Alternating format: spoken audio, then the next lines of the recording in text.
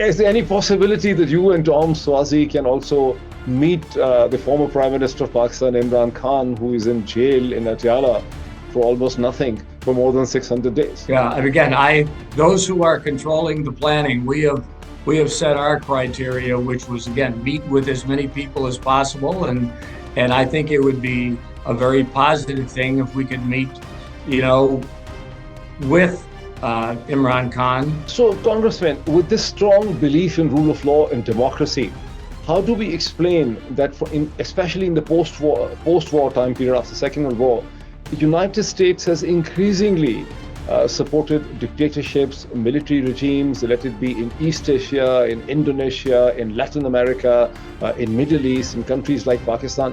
What is the dichotomy? How do we make sense of it? I believe in our best self on this earth, we should be servants. The military operates as the national defense arm of the United States to protect our citizens, to protect our borders. You are not there as a general or as a colonel, you're there as a representative. Despite all the conflict of the past 200 plus years, the United States political system has been able to keep it as a republic.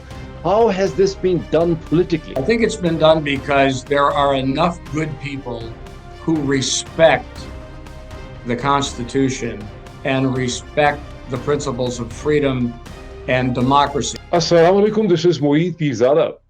I am joined by Congressman Jack Bergman from Michigan. Congressman Jack Bergman is not only the co-chair of the Pakistan caucus, along with Congressman Tom Souzzi. Congressman Jack Bergman has served with distinction with the United States military and the Marine Corps for 40 plus years and retired as a Lieutenant General, joined the United States Congress in 2017. He brings a very interesting profile to this discussion. Congressman Jack Bergman, a very warm welcome to you. I'm so glad. I knew you had so much time problems, and thank you so much for finding 30 minutes for this discussion. My honor and pleasure. I'm looking forward to your questions and just telling it like it is, which I'm known to do. Congressman, thank you so much once again. Congressman, when I look at your profile, and I told your, your team as well, that I'm intrigued that you served with distinction for 40 plus years in the United States military. You retired as a Lieutenant General of the Marine Corps, which is the most prestigious wing of the military. But then instead, and unlike many other of your colleagues who actually take cushy, invisible corporate jobs, and enjoy the perks of it, with various kind of defense industry. You have chosen the difficult path. You have chosen to be a public representative. You go from door to door, from city to city, from town to town, to talk on controversial issues like veteran affairs. You talk about the abortion issues, which are very divisive and polarizing issue. So you take the flak. So I would like to understand for myself and for my viewers that what compelled you towards this difficult path, the politics? Well, thanks for the question, because really it's not a linear answer, because my 40 years in the Marine Corps started in the late 60s, college graduate, helicopter pilot, Vietnam, got off active duty after about 7 years, but stayed in the reserves. So I did a lot of things in the mid 70s, 80s, and 90s, to include being an airline pilot, being a business owner, an entrepreneur in the operating room equipment business. And then my military career culminated after 9/11 with 7 years back on active duty. So I retired in 2009 and literally retired. I'd retired from the Marine Corps. I had retired from the airlines. I had retired from my medical equipment businesses, and I was just enjoying life as a husband and grandpa. But like anything else in life, I wasn't bored, because I was doing some things in education. I was doing some things just a little bit here and there to keep myself busy and keep my mind fresh and learning new things. And then all of a sudden, literally in November of 2015, my wife and I found out that our congressional seat in our district in northern Michigan, the incumbent was not going to run again. So I kind of joke. I said, I'm a Marine. I do pretty simple math. There was no incumbent to vote for. So I asked my wife if she would support me, and she says, "Oh, go ahead. Who's going to vote for you? Nobody knows you." Well, therein lies never challenge a Marine to a mission. So I made it my mission to go out and meet the voters of the first district of Michigan. And lo and behold, I won a primary and then won a general election and came here, got sworn in 30 days before my 70th birthday. But the point of that is I can sum it up in one sentence as to why I am doing what I'm doing now. Because I believe in our best self on this earth. We should be servants. And I have a servant's heart. And to serve my constituents just like I served my country, this is it's invigorating, it's motivating, it's fulfilling. Of course, it's frustrating, but that's what life is about. But I chose to continue to serve so that I could, if you will, make the world a better place, not an easier place, but a better place, not just for our American citizens, but for people around the world. And that's the kind of the why I chose to do this at this career. So also, it's kind of at my age, I've been around a long time, seen a lot, and it's tough to pull the wool over my eyes on anything for too long because I'll eventually figure you out if you're trying to sell me something that maybe isn't worthwhile. So, Congressman, I understand that your father was also served in the military. Your uncles also served in the military. So, is serving the military, serving the nation through the military, is a tradition and a value and a sense of honor in your family? Well, it is. And, my father and my uncle didn't start out serving in the military. They were drafted when the country needed them in the beginning of 1942. So, like so many Americans during that time frame, men and women alike, everybody stepped up to do the right thing for our country in that time frame. But again, my family imbued a sense of service to the community, service to the country, in me, and I'm proud that even as a grandfather, I have one grandson right now at West Point. So we have the next generation, or I guess we kind of skipped a generation because none of our kids were in the military, but now our grandchildren are getting involved, and it's a sense of service because service comes in many different forms.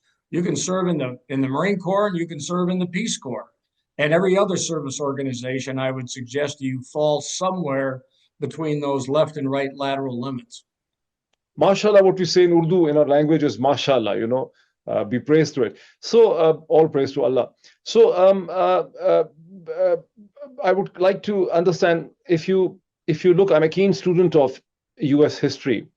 Um, uh, when we look at even from 17th century, 18th century, 19th century, United States has been in a situation or at a war in one way or the other way. The Indian wars, the Mexican wars, the wars in the First World War, the Second World War, then conflicts in Latin America, the wars in Middle East. But throughout this time period, I look into history that the civilian supremacy of the military institutions has remained paramount. And the Pakistani people remember that how General Stanley McChrystal, when he gave an interview, a slightly irreverent interview to a magazine, how President Obama called him the same week, and he was dismissed. I would like from understand you. I mean, you wear both hats. You come from a family that has served in the military. You are, mashallah, retired as a lieutenant general from the U.S. Marines. You're a military man with a military family.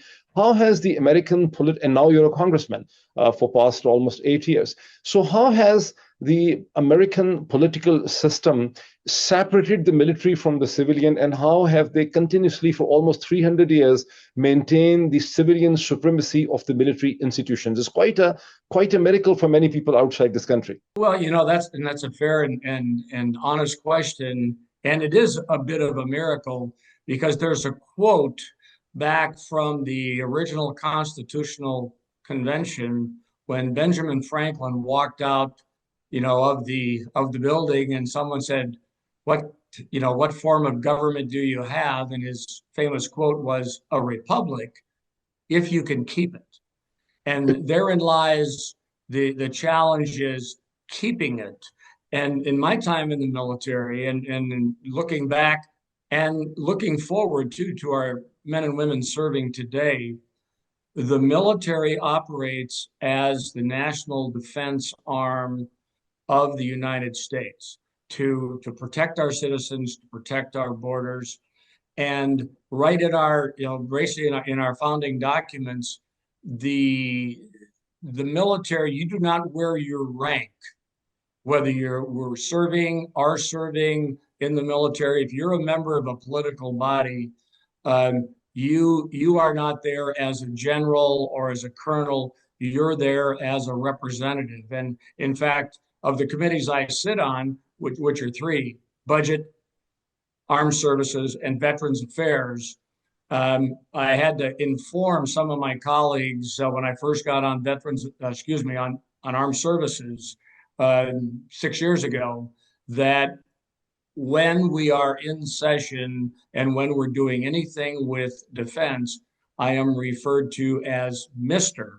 or Congressman Bergman, not General Bergman, because this is civilian oversight of the military. And there is that definite demarcation line, if you will, that separates the two. But it's our belief system here.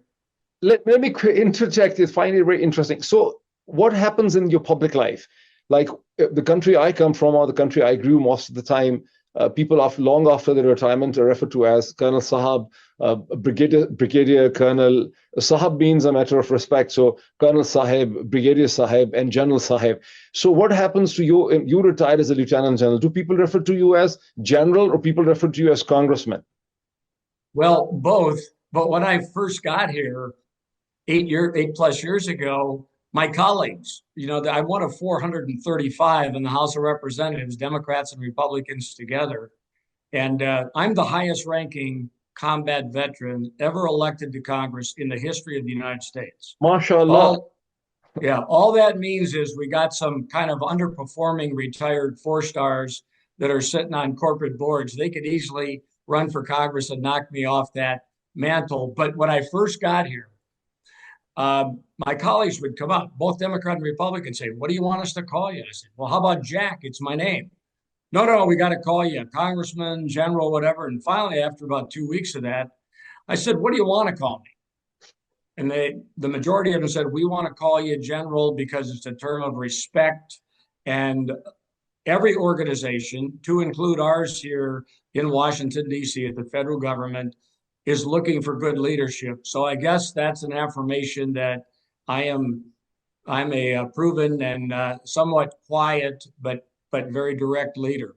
So most of my friends and colleagues here in a non-official manner will refer to me as General, but that's whatever they want to call me, I'm fine with it.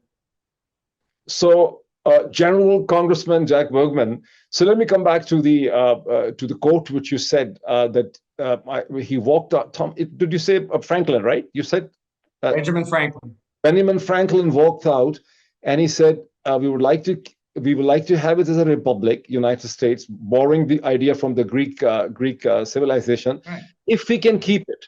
So, what do you think, very briefly, has been done politically over the past 200, almost 300 years to keep it as a republic? I was long time ago reading Condoleezza Rice's book, No Higher Honor, in which she says that every time when there is a war somewhere, the importance of the military increases because military has its planes, they can reach Afghanistan or somewhere. We are still catching flights and you're sitting at the airports.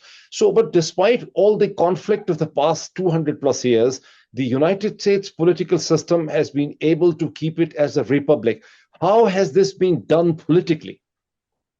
I think it's been done because there are enough good people who respect the Constitution and respect the principles of freedom and democracy. We are a representative democracy, not a democracy where everybody votes on every bill. My constituents have sent me here to cast a vote on every bill. Think about how chaotic, and there's in history we've seen examples of where in a true simple democracy where everybody voted on everything, you never got anything done. So what I believe one of the reasons that we as a country have not only survived but thrived is we believe in the rule of law, that we treat others, not just our citizens, but people from around the world with dignity and respect. And we have a really strong sense of morals and ethics involved with a personal sense of integrity that has been put into us, usually by our families, is where it starts. But in some cases, the pastors, the Boy Scout leaders, the coaches, the teachers, the community influencers. But it's we take great pride in bringing on our next generations to the greatest extent possible, understanding the history of our country, how we got here, where we are today, and where we're going, knowing we're not perfect, because in the preamble to the Constitution, it says to create a more perfect union, not a perfect union, but a more perfect union that has evolved over time, again, with those basic principles of freedom as the basis of it. Congressman, over the years, I have started to understand. I mean, it's my perception, my understanding that democracy is basically rule of law. The difference between a monarchs can be very good administrators, but the essential difference is that in democracy, it's a rule of law because every man, like you, me, even like look what happened to Bob Menendez, who was such a respected character. I mean, so respected. Even judge wrote in his decision that you were one of the most powerful men, but you have violated the system and so on. So equality before the rule of law is what is democracy to me. Do you agree to this definition? No, I do, because again, first of all, you're guilty. Excuse me, you're in around here these days. You think you were guilty until proven innocent. I almost said that backwards. You are innocent until proven guilty in a court of law. Right. That's the way. That's what we believe. Nobody can bring charges against you just because they don't like you. We see some of that kind of activity now, mainly stoked, I think, through the media, because the media wants to get people excited. And I know you're with the media, but let's face it, the goal of the media is to get people to listen to their podcasts, watch their TV shows, read their whatever they put out on social media and the internet. The media has to be very careful that they don't accidentally cross any lines, because I will, the First Amendment rights of freedom of speech. I mean, I'm not going to do anything that is going to restrict the media from saying what it says. It's up to the American people to say to the media through their subscriptions, through their viewings, to say, I don't like, not that I don't like what you're saying, but I don't believe that you're telling me the truth. Truth goes a long way, and people have a way of figuring out what's true and what's not. So, Congressman, with this strong belief in rule of law and democracy, how do we explain that, especially in the post-war time period after the Second World War, the United States has increasingly supported dictatorships, military regimes, let it be in East Asia, in Indonesia, in Latin America, in Middle East, in countries like Pakistan? What is the dichotomy? How do we make sense of it? Well, when you think about back when Thomas Jefferson, who was our third president, was Secretary of State in his first role, and he believed in international diplomacy and the outreach to other countries who looked at the world very different than the early United States did. I think what we have to do as a country, and we are in a situation right now where our Department of State under Secretary Rubio is doing, I'll say, some cleanup work that has been neglected by the State Department, and not just in the last 4 years, but our State Department for the last 30 years has gone adrift and gotten out of the business of the international relations with the different countries, knowing that some countries are going to be better partner than others. And some cases we have to tell countries we can't agree with who you are and how you treat your people, if you will, as a country. So we're going to probably limit our interactions with you. At the same time, we're going to do what we can as the United States to build those partnerships with countries. I don't care whether it's Indonesia, Pakistan, whether it's Finland, pick your one of the Baltic states. We will work with anyone and try to build a relationship with them, but they have to be, shall we say, basically good people treating their people right. Otherwise, we get a little standoffish when it comes to supporting them. So, Congressman, you're also a member of the Republican Party, the ruling party at the moment. So, from what you said, do I correctly understand that the Trump administration and the Republican Party now will take, or signal at least, maybe if they don't do it overtly by saying the words, they will at least covertly convey to the other countries across the world that we want you to align yourself with rule of law, with human rights, with constitutionalism, and basically these are the components of the democracy. Am I correctly understanding you? This is what the Marco Rubio will do? The short answer is yes, and we do it at different levels through the diplomatic channels. There's a lot of relationships that think of all the countries that have their embassies here in the United States, and you've had your ambassadors and your different people who've built relationships with the people here in Washington, D.C. But we as the United States are a nation who has built ourselves, and not perfectly. Again, we're not a perfect, there's no such thing as a perfection. We try every day to do the right thing for the right reasons, but knowing that some countries are in situations that they may not be the best partner right now. We just kind of have to kind of sit on the sidelines and wait to help. But when the door is open, we will be more than happy to engage. But it's like anything over time, it's a challenge to maintain good relationships, especially when the people in charge change, and you got to start to build a new relationship, from the beginning, once there's a new party in power or whatever it happens to be, depending on what the country is, what the country's form of government is being referred to as. So, Congressman, in last several weeks, Vice President J.D. Vance and also Elon Musk and some of the other cabinet members of the Trump administration lectured United Kingdom and Europeans on freedom of expression, that you're not really respecting the freedom of expression.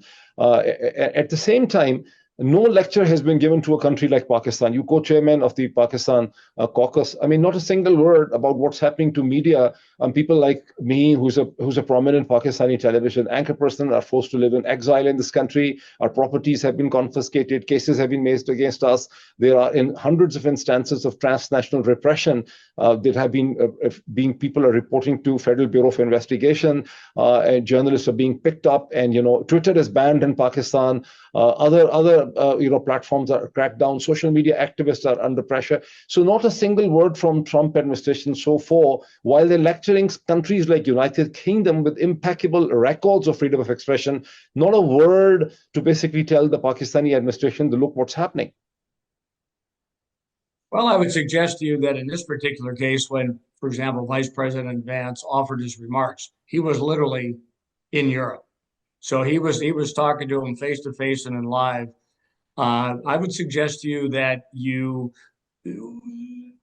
have to be, in this case, the United States, in our executive branch in a leadership role of building all those diplomatic connections. Again, that's the president's job and his administration. That is not the role of the Congress, whether it be the Senate or the House of Representatives. Our role is to legislate and offer, work with any president to offer good laws and policies. But we're really not going to, I guess, intervene unless it's appropriate. And again, I'll end it with Vice President Vance being in Europe and speaking to those folks. Then it was appropriate because you're right there talking to them. Right. Right. So recently, I had a very interesting discussion with your co-chairperson of the Pakistan caucus, Congressman Tom Suozzi from New York, and I asked him the question that, Congressman, what can you do in terms of promoting or supporting democracy, maybe if not overtly, then covertly from the Pakistan caucus, because people expect you to play some sort of role in the same issues like release of prisoners, democracy, rule of law, freedom of expression. And he said, look, I mean, all these things are very good, but I don't want to be interfering into the internal affairs of Pakistan. Now, you're also the co-chairperson. You're co-chairperson from the Republican side. He's from the Democratic side. What is your view? I mean, I believe that you're actually going to Pakistan. Both you and Tom Suozzi will be visiting Pakistan in April. Are you going to raise these issues of freedom of expression, rule of law, situation of the courts, release of the prisoners? Imran Khan, I think at some time you also tweeted about him. So what is your position on those issues, Congressman? Well, my position, yes, we will be going to Pakistan soon. And I believe my role there is to meet as many people as possible in the time we're on the ground and to listen and begin to form more exact opinions based upon what I see and what I experience. And again, I'm with, like my colleague Congressman Suozzi. We're there to listen, learn, meet people, and then hopefully, as the situation is appropriate, enable the United States on the diplomatic side to begin to move forward with next steps. But we cannot solve any country's problems for them, but we have to be good listeners to so that we understand not only the big picture problems, but the nuances that are going on in countries like this case in Pakistan. Look, Congressman, you make perfect sense that your job is to listen, to understand the nuances. I mean, you want to listen to all sides. So, are you going to visit, meet the leadership of Pakistan Tehreek-e-Insaf, Imran Khan's party? Are you also going to listen to them? Because as per the February 2024 elections, and I refer to the House Resolution 901, for which I think you voted yourself, this is the largest political party in the country, the opposition party. Are you also going to listen to them as to what their issues are?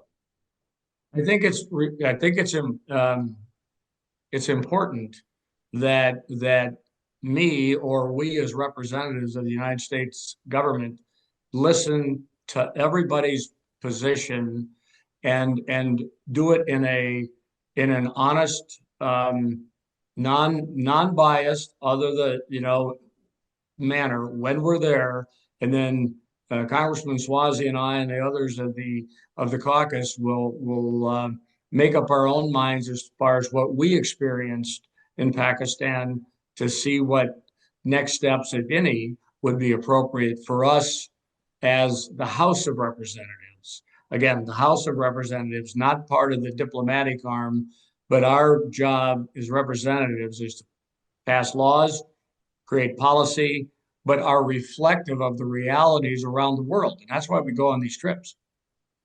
So can we expect that your itinerary can include meeting with the bar associations, the legal bodies, the lawyers, the attorneys, the civil rights activists, the media people, the TV anchors, and other commentators, so that you can actually get a feel? Because if you only meet the government, they're going to tell you it's all good. But unless you meet the media, maybe the international media in Pakistan, like the BBC, the Al Jazeera, the Pakistani media, only then can you get the sense of what's really happening in the country. I don't have the exact itinerary yet. I'm going to get it here probably in the next 2 to 3 days, and we'll see. But my guidance to the folks planning it was just that, to meet with all sides, to understand from as broad a base as possible what's going on in Pakistan. Is there any possibility that you and Tom Suozzi can also meet the former Prime Minister of Pakistan, Imran Khan, who is in jail in Atiala for almost nothing for more than 600 days? Yeah, and again, those who are controlling the planning, we have set our criteria, which was again meet with as many people as possible, and I think it would be a very positive thing if we could meet, with Imran Khan. Whether that'll happen, we're guests of the Pakistani government, at that point when we come in there on kind of a congressional delegation. It's official but not official, so we're there. We're not representing the United States government and President Trump. We're representing just the caucus and a group of people who want to get more involved in positive outcomes for the international relationship between the United States and Pakistan. So, Congressman, I'm very glad. I know that we're running short of time. I'm very glad that you said that. I mean, it would be good if you and Congressman Tom Suozzi in your delegation can meet Imran Khan. That can be breaking the ice. I mean, that can be very important. One last question to you: what would you recommend to the Pakistani American communities that have become far more entrenched and entrusted and involved into the politics over the past 3 years? They have never been that active into the US politics as they are now. What would you advise them going forward as to what are their responsibilities? I mean, how can they, what kind of role they can play within the US political system? What's your advice? Well, my advice to anyone, but especially the Pakistani Americans here, number one, get involved, try to come in to whatever the discussion is without a prejudice to a certain way. Try to kind of keep the temperature down, as we would say here a little bit. Find out a little more of what the bigger picture issues are, whether it be here what we're dealing with the United States, whether they're what they're dealing with friends and family members still in Pakistan, and understand that there are certain times that we need to make a decision on something, but most times, whatever is being presented to us, we don't have to react right then. We can pause, think again, take another look at it, and really be with an open mind as possible, but do not be afraid and do not be hesitant to speak your mind if that's what you believe. But do it in such a way that it draws others to you, not pushes people away from you. Congressman Bergman, thank you so much for finding time, giving me generous time, responding to all the answers in a very candid fashion. I'm sure the people are really going to take an interest, and I also look forward to staying in touch with you. Sounds good. It was my honor and pleasure, and I look forward to meeting you and shaking your hand in person one of these days.